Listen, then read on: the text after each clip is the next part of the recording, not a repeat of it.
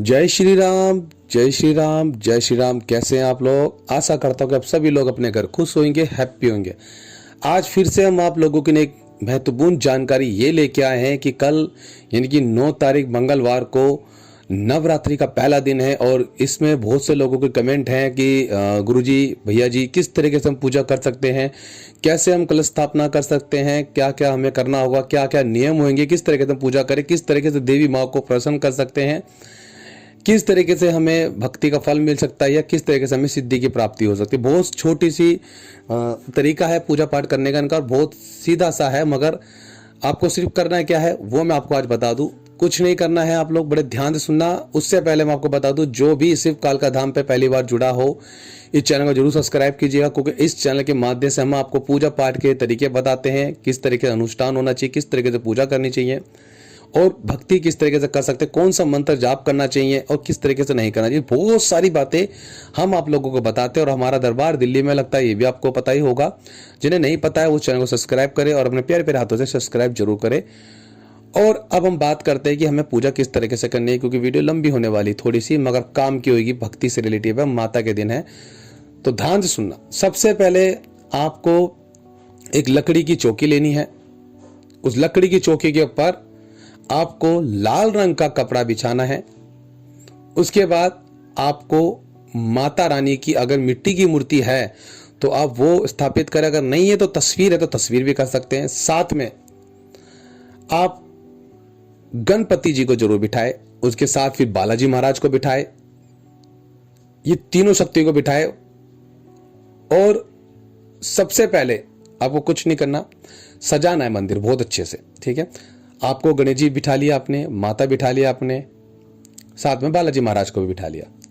तीनों के पास अलग अलग दिया लगेगा। हाँ जी, तीनों के पास अलग अलग दिया लगेगा। अगर अलग अलग नहीं लगा सकते तो एक ही दिए में सबको आप कन्वर्ट कर सकते हैं। आप सबको बोल सकते हैं कि ये सब तीनों दीपक को ग्रहण करे। तो मैं आपको बता दूं क्या करना है। जैसे आपने तीनों को लगा दिया, माता भगवानों को आपने बिछा दिया, एक अच्छी जगह बिठा दिया। सबसे पहले मैया रानी को सजा दो बहुत अच्छे से, गणपति जी को सजा दो बहुत बढ़िया से, बालाजी महाराज को सजाओ बहुत बढ़िया से, और दीपक के नीचे अक्षत रखे, यानी कि चावल रखे, चावल के बाद दिया रखे। तीनों दियों के आगे ऐसे होना चाहिए, और एक दिया जलाओ तो एक में भी आप कर सकते हो। नीचे आप हमेशा चावल रखे और कुछ चावल दिए के अंदर डाल दे। जोत जो जलेगी वो देसी घी की जलेगी।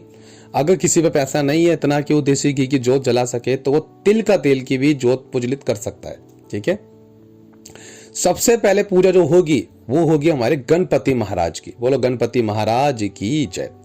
तो सबसे पहले गणपति जी की पूजा होगी। गणपति को हम मनाएंगे कि हे गणपति महाराज, मेरा नाम ये है, मेरा गोत्र ये है, मैं इस जगह पर रहती हूँ या रहता हूँ, मेरी पूजा का फल मुझे मिले, इसका फल कोई तंत्र या कोई बुरी शक्ति ग्रहण ना करे, ऐसी अपनी कृपा बनाए, कोई भी पूजा मुझसे गलती ना हो। सबसे पहले गणपति जी की पूजा करिए आपने, उनको फूलों की माला पहनाई या दुर्वा घास जो होती है उनकी माला पहनाओगे तो वो ज्यादा अच्छा है उनको, ठीक है। अगर नहीं है तो थोड़ी दुर्वा घास आप रख सकते हो गणपति जी के पास। एक लड्डू का भोग लगाए उनके आगे, ठीक है।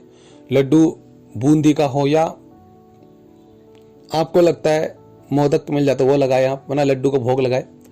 गणपति जी के आगे धूप बत्ती पुजलित करे, उनके आगे एक लोटा जल भी रखे और बोले हे गणपति महाराज, आपके नाम का लड्डू, आपके नाम का एक लोटा जल और ये धूप मैंने पुजलित करी, इसे आप स्वीकार करें, ठीक है।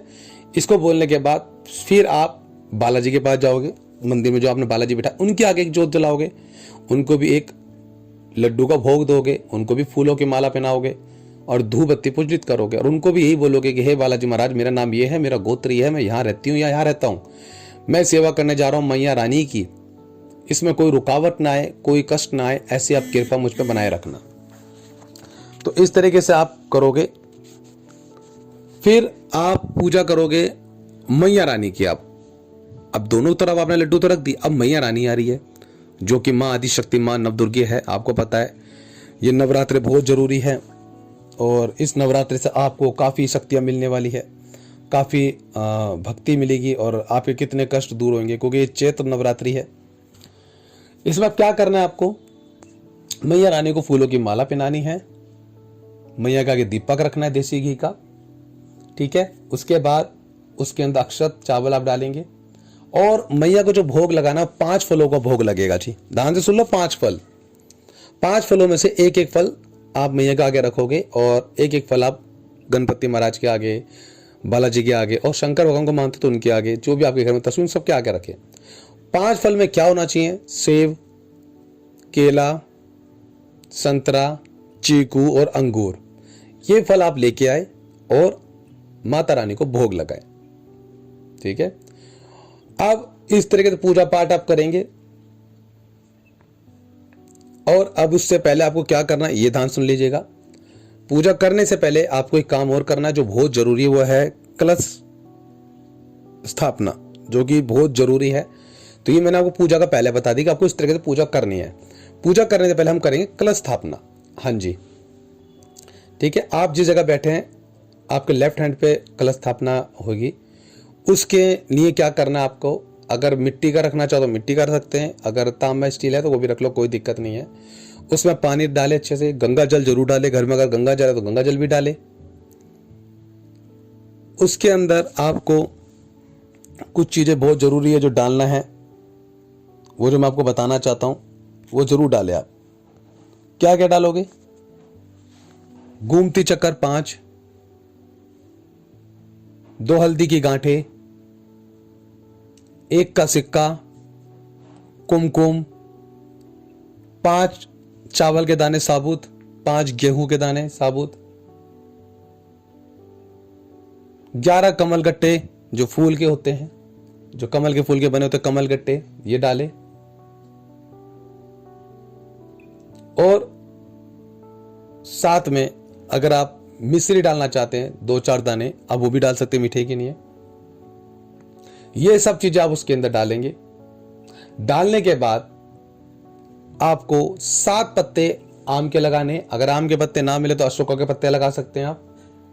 और नारियल को खड़ा करके नहीं रखना, नारियल को लिटा के रखना है आपको। ठीक है, ये ध्यान रखना, नारियल को लिटा के रखना है। जो जटा होती है उसका मुख देख लीजिएगा किस तरफ पे आपको करना है ना, वो आपकी तरफ को साइड पर होनी चाहिए ना।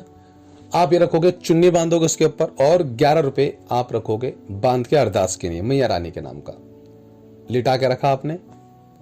और कलश स्थापना करने का टाइम जो है आपके पास तो 4 घंटे है। सुबह 6:05 से लेकर 10:16 तक का सबसे अच्छा समय है। इस 4 घंटे आप कर सकते हैं, शुभ मुहूर्त है। उसके अलावा भी आप कर सकते हैं, 12 बजे से पहले पहले आप ये कर लीजिएगा। उसके बाद कलश स्थापना करोगे, उसमें आपने गंगा जल सब डाल दिया। सबसे पहले आप कलश स्थापना रखने के बाद उस पर गंगा जल छिड़क दिया और सबसे पहले आपने गणेश जी की पूजा करी, फिर मैंने बताया बालाजी की कर ली, फिर मैया रानी की कर ली, फिर आपको कलश की पूजा करनी है। कलश के अंदर आपको पता है ब्रह्मदेव से लेके कई बड़ी बड़ी शक्तियां विराजमान होती है, देवीय शक्ति उसी में विराजमान हो जाती है। माताएं जितनी भी 9 माता हैं उस सभी उसमें विराजमान होती हैं। तो उसके लिए आप अच्छे से पूजा पाठ करें, उनके आगे भी धूप दिखाए, उनके आगे भी फल रखे, 1 सेब केला उनके आगे भी रखे कलश के पास।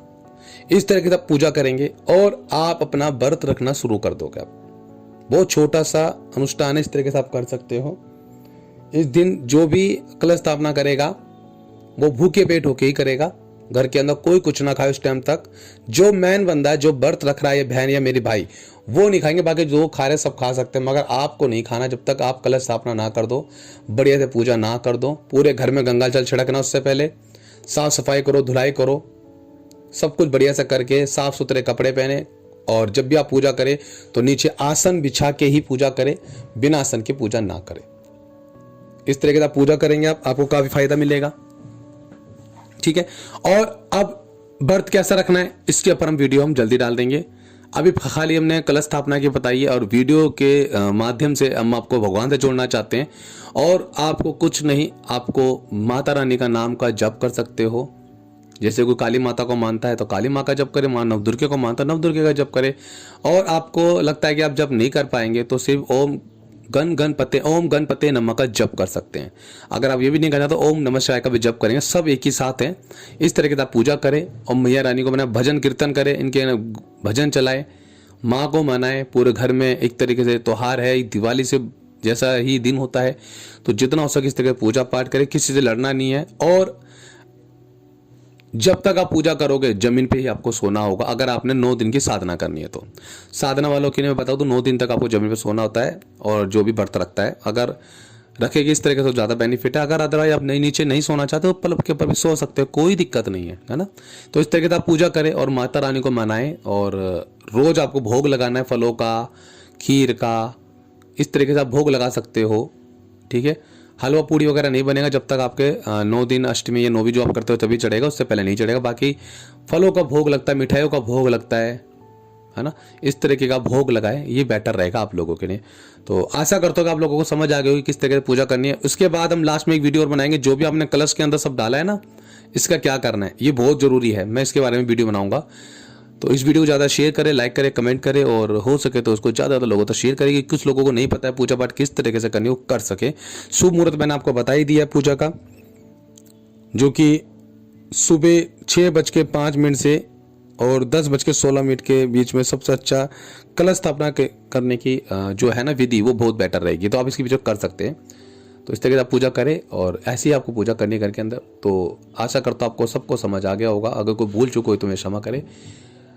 आगे और भी वीडियो आती रहेंगी इसी तरीके से, बताते रहेंगे। बोलो सच्चे दरबार की जय। मैया रानी आपके घर में सुख और शांति बनाए रखे, कष्टों से दूर करे। हे माई रानी, जो भी तेरे को पूज रहे उनके घर में सुख और शांति बनाए रखना। जो भी कर्ज है उन कर्जों से मुक्ति मिले, और जो भी आपको पूजा करनी है इसी तरीके से करनी है। और हाँ, एक चीज़ और बता दूं, सबके आगे आपको 11-11 रुपये जरूर रखने हैं। बालाजी के आगे, गणपति जी के आगे, माता के आगे, बालाजी के, महादेव के आगे, सबके आगे 11 रुपये जरूर रखें। इसके बाद मैं बताऊंगा इन 11-11 रुपये करना है क्या है। तो चलो नेक्स्ट वीडियो पर मिलते हैं। तो इस वीडियो को प्यार देना और ज़्यादा से शेयर करना। थोड़ी वीडियो लंबी होगी मगर ज्ञान की है, तो मुझे नहीं लगता कि बुरा लगा होगा, क्योंकि अच्छा ही लगेगा ना।